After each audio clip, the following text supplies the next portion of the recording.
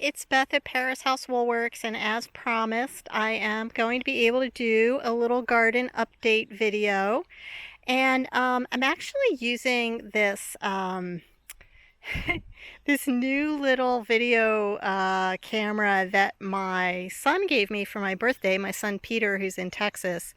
And we're going to see how it goes. It's got this cute little gimbal thing on it, so as you move the camera, it actually stabilizes everything, and hopefully it'll be for better quality videos. And you can also see that it's kind of a more wide angle view.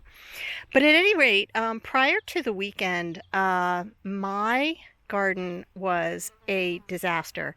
I had a couple of very, very sweet women visit and kind of take a walk around the property a little bit while they were waiting for me to come to the door. And they very sweetly said that everything looked great, but I can assure you, everything did not look great. This garden had gotten so far away from me that it was absolutely embarrassing. And actually, the rest of the yard too, but we have done, actually my husband has done, all kinds of mowing and sprucing up, and so everything is looking better, which is good because it's Founders Day this weekend on Parris Hill, and we'll have a lot of visitors to the village. But at any rate, I'll give you a little garden tour, and as I said on the Facebook page, and everyone was so nice about oh gosh, answering the question, how's your gardening going? And it sounds like a lot of us are having kind of a tough year. So anyway, I'll show you where I'm at. I'm having a very tough gardening year. All the plants are really on the small side. These are banana peppers, and I'm getting used to using this new camera. It's so new to me. I do have like a little green pepper here, but then these are all banana peppers along here. We've got some tomatoes that you can see are not very big.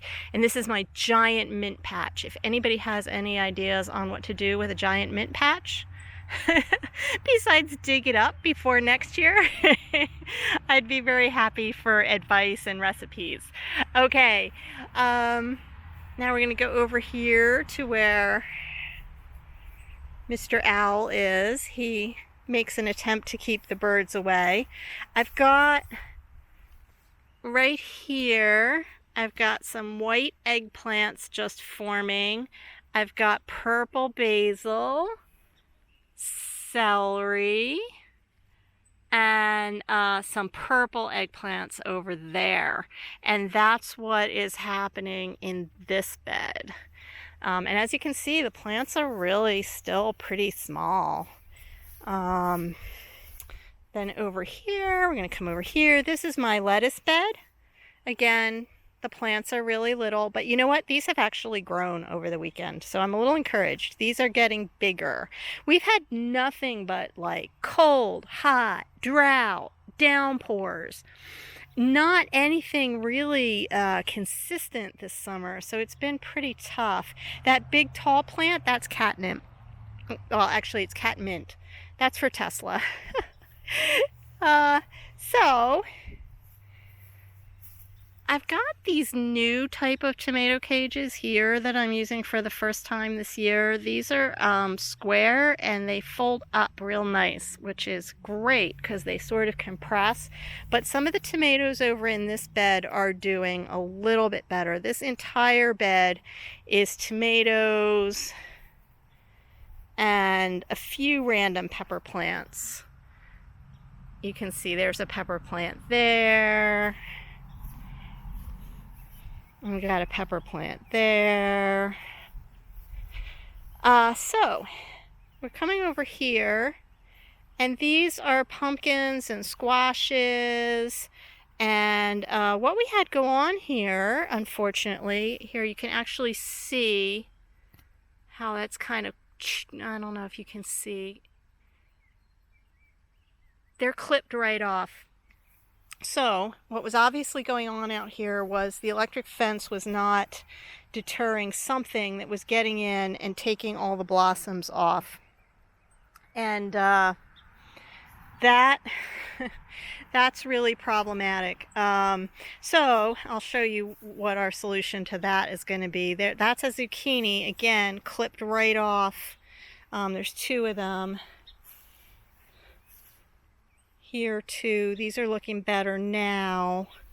There might be some new blossoms. And then over here, these are Brussels sprouts. If they have time to really mature. I mean, we'll see. This is Swiss chard in there, rainbow chard actually. Again, over here, I'm going to show you what happened. Something ate my kale. Really miserable. These two survived, but aren't really that big. So that's what we got going on. This is definitely the most challenging, unsuccessful gardening year I've had in at least 10 years. Usually by mid-July, I've got produce coming in.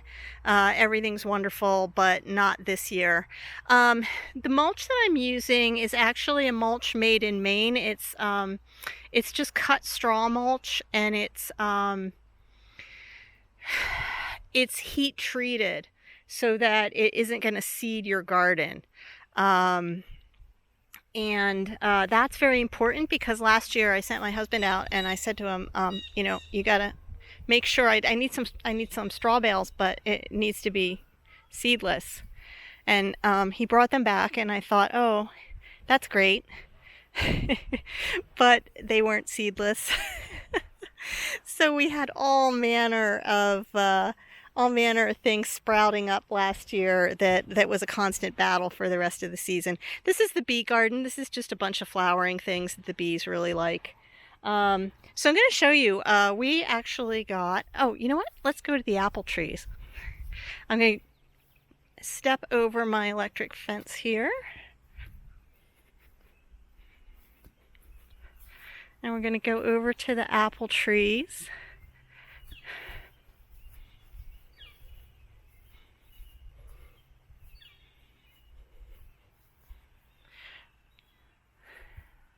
So we have a lot of apples this year. Our apple trees are really, really loaded this year. And these trees here aren't the ones that are loaded the most. I have several more a little further away from the garden that are really, really incredibly loaded with apples.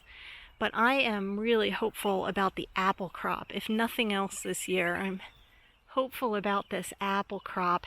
And what's really interesting to me is if we go over here, the tree I'm going to show you is what I would call a witness tree. This is an ancient apple tree just on the edge of the cemetery, which you can see right here. This is an antique cemetery. Pedro Tavukin, who lived in our house, is buried here, and so are the Parrises. But anyway, this tree usually doesn't have all this fruit on it. I'm really excited about this. This tree is ancient. It has a split trunk. It has pieces falling off of it occasionally. I've never seen it so loaded with apples. So whether they'll be good or not, I don't know. But anyway, we're going to go take a walk back. You can see there's the garden. And I will show you. So we had a 2-mile fence.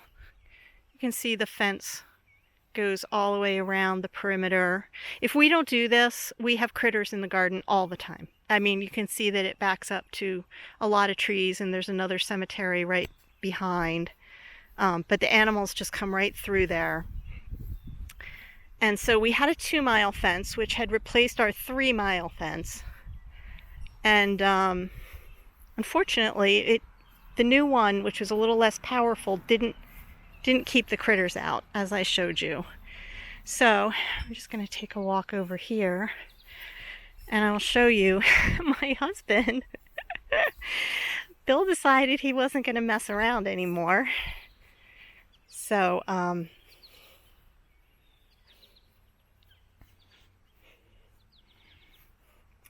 This is a new solar 10-mile fence.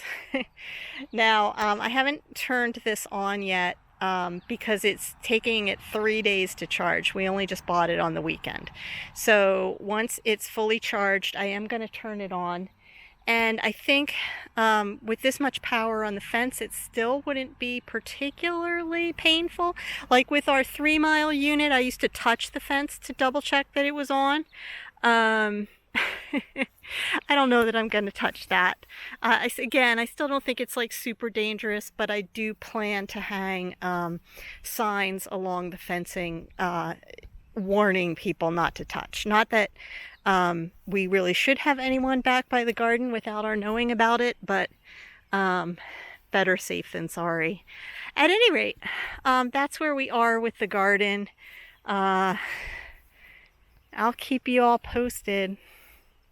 It was really interesting to read all of the comments. I think we had over 30 comments on that thread over the weekend on all of your gardening successes and your gardening challenges. It sounds like a lot of you are struggling this year. The weather's been very strange, especially in New England. And then for me personally, oh, I forgot. These are leeks. I'm hoping they mature. I'd love to have some potato leek soup right out of the garden. But for me personally, I also am struggling with frozen shoulder this year. I have no idea why or how that came on, but it's here and I'm getting physical therapy for it. So the garden has been much more of a challenge to me this year, even without the weather challenges. So it's just been a really tough gardening year. I don't know what else to say. So that's it.